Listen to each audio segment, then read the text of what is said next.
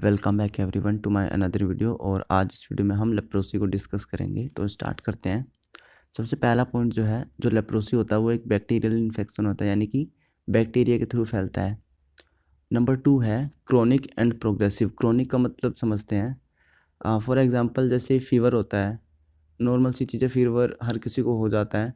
तो मान लो जैसे साल में आपको 2 बार 4 बार या 5 बार भी फीवर होता है तो उसको क्रोनिक नहीं बोलेंगे। लेकिन वहीं पे अगर जो आपको जो फीवर है वो मान लो आपको साल में 20 बार या 25 बार होता है तो उसको हम बोलेंगे जो आपका फीवर है वो आपको क्रोनिक है, मतलब कि अक्सर होता रहता है, तो उसको हम क्रोनिक बोलेंगे। और इसी के साथ है प्रोग्रेसिव। प्रोग्रेसिव मतलब धीरे धीरे जो है बढ़ती जाती है इसकी जो बैक्टीरियाज हैं, और फिर ये फैलने लग जाता है पूरी बॉडी में। फिर नंबर 3 है, इसका जो मेन कोज होता है लेप्रोसी को स्प्रेड होने का, ये जो माइक्रोबैक्टीरियम लेप्रे नाम का एक बैक्टीरिया होता है, इसके द्वारा ही फैलाया जाता है। फिर नंबर जो 4 है हमारा, इसका जो इफ़ेक्ट होता है लेप्रोसी का, वो हमारे जो नर्व एंडिंग एरियाज़ होते हैं, फॉर एग्जांपल जैसे स्किन है या जो नोज़ की लाइनिंग्स होती है इनर वाली, वहाँ पे ज़्यादा देखा जाता है। आप देखेंगे अगर लेप्रोसी वाले बच्चे को, तो जो उसकी स्किन है ना, जहाँ पे लेप्रोसी होता है बच्चे को, वहाँ पे पैचेस पड़ जाते हैं, और उसको मतलब खुजाने की वजह से मान लो उस पर खुजली हो रही है तो वो जो है ना रेड रेड से हो जाते हैं, तो वो होता है लेप्रोसी। फिर उसके बाद है number 5, nerves gate damage and muscles weakness. तो जो बैक्टीरिया होता है वो हमारी जो नर्व्स होती है उनको इफ़ेक्ट करता है, तो जिसकी वजह से नर्व्स जो होती हैं वो धीरे धीरे ख़राब होने लग जाती हैं, डैमेज होने लग जाती हैं, और फिर जो है मसल्स वीकनेस भी आने लग जाती है इसी से। अब बात करते हैं साइंस एंड सिम्टम्स की लेप्रोसी की, कि किस तरीके से पहचान करेंगे। पॉइंट नंबर 1 है लॉस ऑफ सेंसेशन। हमने अभी देखा था कि जो बैक्टीरिया होते हैं लेप्रोसी वाले जो फैलाते हैं, वो जो है हमारी नर्व्स को डैमेज करने लग जाते हैं।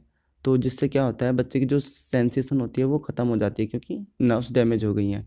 तो अगर इन बच्चों को मतलब जहाँ जिस एरिया में लेप्रोसी हुआ है वहाँ पे अगर हम इनको टच करेंगे तो वो बच्चे को फील नहीं होगा कि किसी ने टच करा हमें। अगर हमें कोई टच करता है या हम किसी गर्म या ठंडी चीज़ को टच करते हैं या गलती से भी टच हो जाता है मान लो, तो हमें पता चल जाता है कि हाँ कुछ ठंडा फील हो रहा है, कुछ गर्म फील हो रहा है, किसी ने टच करा है।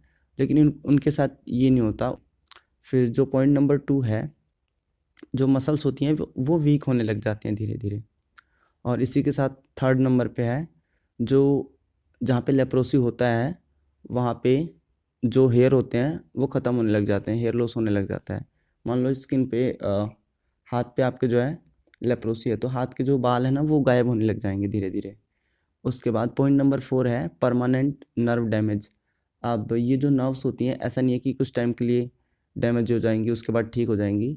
लेप्रोसी का जो बैक्टीरिया होता है वो उनको परमानेंटली डैमेज कर देता है। लेकिन अच्छी बात ये होती है कि इसको क्योर किया जा सकता है, मतलब कि जैसे जितना नर्व डैमेज हो चुका है उसको हम आगे और ख़राब होने से रोक सकते हैं। तो उसके लिए जो है मेडिसिन्स वगैरह अवेलेबल हैं, उसके बारे में हम आगे जानेंगे।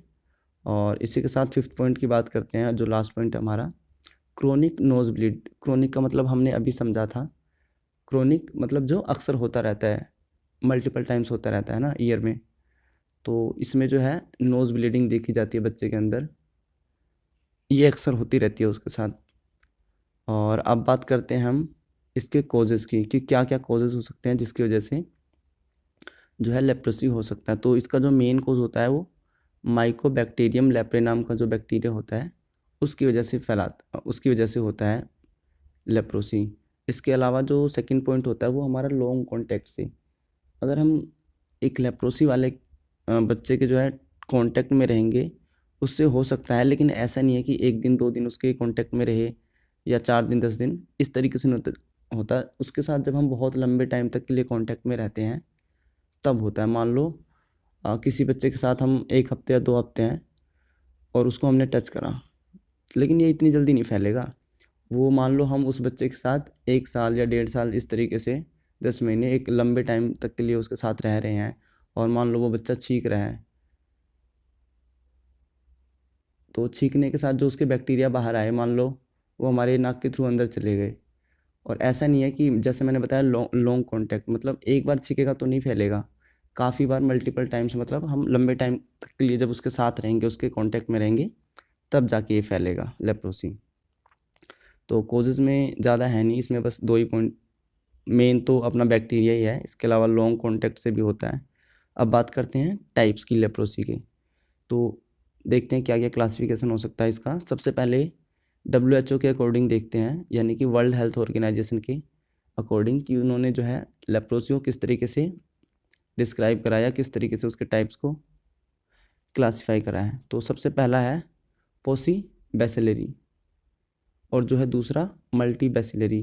पोसी बैसिलरी जो होता है उसमें जो बच्चे की स्किन होती है उसके ऊपर, जैसे हमने बात करी, पैचेस पड़ जाते हैं, लेशंस होते हैं, तो ये है ना, ये बहुत कम होते हैं। डेफिनेशन में 5 है या 5 से कम, तो अगर 5 या 5 से कम है तो उसको हम बोलेंगे पैसिव बैसिलरी। और पैसिव बैसिलरी में भी जो जहाँ पे पैचेस होते हैं वहाँ पे अगर हम देखेंगे तो वहाँ पे जो है बैक्टीरिया नहीं होते उन लेप्रोसी के एरियाज़ में। बट अगर हम मल्टी बैक्टीरिया की बात करें तो ये इसका पॉसिव बैसिलरी का उल्टा होता है। मतलब इसमें जो है पूरी बॉडी में 5 या 5 से ज़्यादा जगह पे पैचेस हो सकते हैं, और जो पैचेस होते हैं वहाँ पे हमें बैक्टीरियाज भी दिखेंगे। और अब बात करते हैं जो इसका अदर क्लासिफिकेशन है लेप्रोसी का, वो है ट्यूबरकुलोइड, लेप्रोमोटस और बॉर्डरलाइन। ट्यूबरकुलोइड क्या होता है? ये लेस कंटेजियस होता है, मतलब कि बहुत ही कम, बहुत ही, एक तो बहुत कम लोगों को होता है, उसके अलावा फैलता भी बहुत कम है, टच करने से नहीं फैलेगा ये। अगर हम स्नीजिंग के कांटेक्ट में रहेंगे एक लंबे टाइम तक के लिए, तब जाके कहीं ना कहीं ये फैलेगा।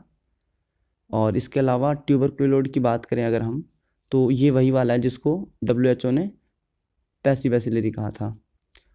और अब बात करते हैं लेप्रोमेटस की। तो ये जो होता है ये हाई कंटेजियस होता है, यानी कि मोस्ट ऑफ द लोगों में यही देखा जाता है, और ये फैलता भी ट्यूबरकुलोइड के कंपैरिजन में थोड़ा सा ज़्यादा है। तो अगर हम इसकी बात करें, इसका जो इफ़ेक्ट देखा जाता है वो ज़्यादातर नोज़ पे, किडनी पे, या जो हमारे रिप्रोडक्टिव ऑर्गन्स होते हैं उनके अंदर देखा जाता है। और इसके अलावा जिसको WHO ने मल्टी बैसिलरी कहा था, उसी को जो है अदर क्लासिफिकेशन में लेप्रोमेटस के नाम से जाना जाता है। और जो बॉर्डर लाइन होती है वो ट्यूबरकुलोइड और जो हमारा लेप्रोमोटस है उसका कॉम्बिनेशन होता है। तो इसमें दोनों के इफेक्ट हम देख सकते हैं। और अब हम बात करते हैं प्रिवेंशन या ट्रीटमेंट की, किस तरीके से जो है बचा जा सकता है लेप्रोसी से। तो सबसे पहले हम जो है लॉन्ग कॉन्टैक्ट को जो है अवॉइड कर सकते हैं। अब मान लो अगर हम किसी ऐसे बच्चे के साथ में हमारा कॉन्टैक्ट है जिसको लेप्रोसी है, तो हम कोशिश करेंगे कि उसके साथ जो है बहुत ज़्यादा टच में ना रहें, लॉन्ग पीरियड के लिए ना रहें। और अगर मान लो उसके साथ हम हैं भी, तो हमें कोशिश करनी है कि ग्लव्स या मास्क, इस तरीके से जो है हम सेफ्टी का यूज़ कर सकते हैं, ताकि जैसे जो ग्लव्स है वो हमें बैक्टीरिया से बचाएगा। अगर हम मान लो उसको टच भी कर रहे हैं तो उससे कम चांसेस रहेंगे कि बैक्टीरिया फैले। और इसके अलावा जैसे मास्क है, अब जैसे सामने वाला बच्चा लेप्रोसिक्योर्ड है और वो छींक रहा है, तो अगर हम मास्क का यूज़ करेंगे तो बैक्टीरिया जो है वो उनका कंपैरेटिवली जो है कम फैलेंगे हमारी बॉडी में स्नीजिंग के थ्रू उसके। इसके बाद है MDT यानी कि मल्टी ड्रग थेरेपी। ये जो है WHO ने मेडिसिन या ड्रग कह सकते हैं बनाया था, जो कि अभी वो ऑल ओवर वर्ल्ड में फ्री में डिस्ट्रीब्यूट करती है, मतलब पूरे वर्ल्ड में अवेलेबल है और फ्री में मिलते हैं वो। इसके अलावा अर्ली इंटरवेंशन कर सकते हैं, हम कोशिश करेंगे जितनी जल्दी इसको जो है आइडेंटिफाई किया जा सकता है कर सकें, और उसके बाद जो है उसका ट्रीटमेंट स्टार्ट कर सकते हैं। इसके अलावा कुछ बैक्टीरिया किलिंग एंटीबायोटिक्स भी होती हैं जिसका हम यूज़ कर सकते हैं, जो कि बैक्टीरिया को मारती हैं, और ये जो है लेप्रोसी को क्योर करने में हेल्पफुल होती हैं। और इसी के साथ लास्ट में हमारा वर्ल्ड लेप्रोसी डे।